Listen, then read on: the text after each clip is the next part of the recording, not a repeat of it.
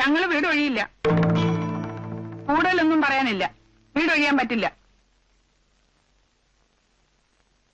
ഞാൻ ഹൗസ് ഓണറാണ്. ഒരു കത്തയച്ചിരുന്ന് കിട്ടിക്കാണുമല്ലോ. House owner Gopalakrishna Panicker. പണിക്കര് കൂടുതലൊന്നും എന്നോട് പറയരുത്. എനിക്ക് ഇത്രേ പറയാനുള്ളൂ. വീട് ഒഴിയാൻ പറ്റില്ല. ഒരു ഹൗസ് ഓണറിന്റെ മുഖത്ത് നോക്കി വീടൊഴിയില്ല എന്ന് പറയാൻ ആരാ നിങ്ങൾക്ക് ധൈര്യം തന്നത്? 9 കൊല്ലക്കാലമായി ഇത്രയും വലിയൊരു വീട് ഇത്രയും തുച്ഛമായ വാടകയ്ക്ക് താമസിക്കാൻ സംബന്ധിച്ച ഒരു ഹൗസ് ഓണറുടെ മുഖത്ത് നോക്കി വീടൊഴിയില്ല എന്ന് പറയാൻ നിങ്ങൾക്ക് എങ്ങനെ ചങ്കൂറ്റമുണ്ടായി? പറയൂ.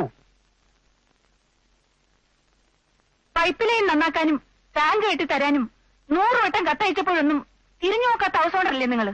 അത് ശരി. അണിയറയിൽ വേറെ കഥാപാത്രങ്ങളുണ്ട്. എനിക്ക് പെണ്ണുങ്ങളോട് സംസാരിക്കാൻ താല്പര്യമില്ല. ഇവിടെ നട്ടലുള്ള ആണുങ്ങളുണ്ട്. വിളി, ഞാൻ അവരോട് സംസാരിക്കാം.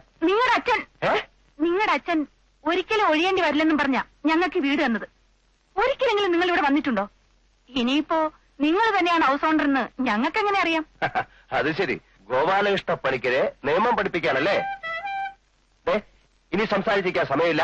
ഞാനും ഫാമിലി താമസത്തിന് വരികയാണ്. ഇത്രയും സൗകര്യമുള്ള മറ്റൊരു വീട് കിട്ടട്ടെ, അപ്പൊ മാറാം. അപ്പൊ വരുന്നോ? കത്ത് കിട്ടിയ ഉടനെ തന്നെ നിങ്ങളൊക്കെ ഇവിടുന്ന് ഇറങ്ങി കാണുന്ന ഞാൻ വിചാരിച്ചത്. വാതില് തുറന്നുന്ന ഒരു വാല് ചെറുക്കനുണ്ടല്ലോ, അവനെ കണ്ടപ്പോ തന്നെ നിങ്ങളെ പറ്റി ഏകദേശം ₹1 എനിക്ക് പിടികിട്ടി. നിങ്ങളുടെ ഒരടവും ഈ ഗോപാലകൃഷ്ണ പണിക്കരുത്ത് എടുക്കണ്ട. മര്യാദയെങ്കിൽ പണിക്കൊരു മര്യാദ, പെശക പണിക്കൊരു മഹാപെശകം. ചുമ്മാതല്ലോ, മാസാമാസം വാടക കൊടുത്തിട്ടാ ഞങ്ങൾ ഇവിടെ താമസിക്കുന്നത്. എടാ വാടക, നിങ്ങളുടെ 1 മാസത്തെ വാടക ഞങ്ങളുടെ വീട്ടിൽ ഒരു നേരത്തെ മീൻ വാങ്ങിക്കാൻ തികയത്തില്ല. വാടക വേഷം കെട്ട് എന്റെ അടുത്ത് കാണിക്കരുത്.